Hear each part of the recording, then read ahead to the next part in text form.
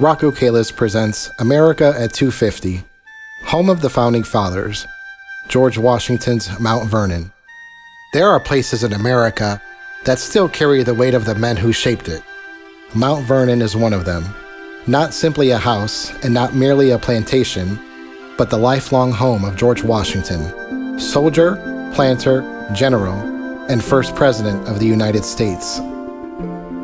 Set above the Potomac River in Northern Virginia, Mount Vernon began as family land, but under Washington's care, it became something larger.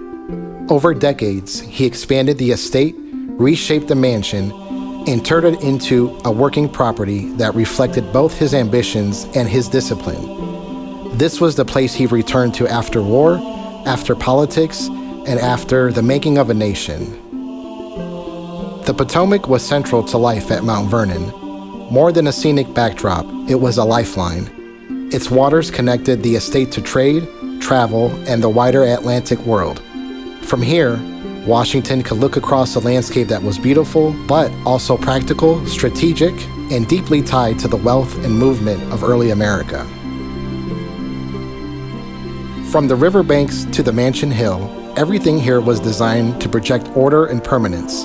The house itself, with its long piazza facing the water, was meant to impress visitors. But beyond the elegance stood a much larger estate.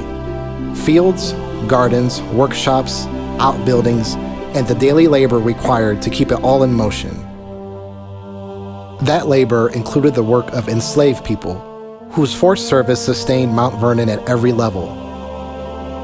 It was fundamental to the estate's operation and also to Washington's world. Any honest view of Mount Vernon has to confront that reality directly. Inside the mansion, the rooms reveal both refinement and restraint.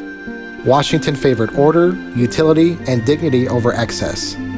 The interiors speak to status, but also to routine, spaces for receiving guests, conducting business, dining, and managing the rhythms of plantation life. Here, private life and public image lived side by side, each room helping to tell the story of a man who understood presentation as well as power. At the gravesite, the story becomes quieter. George Washington and Martha Washington are buried here at the estate he loved most.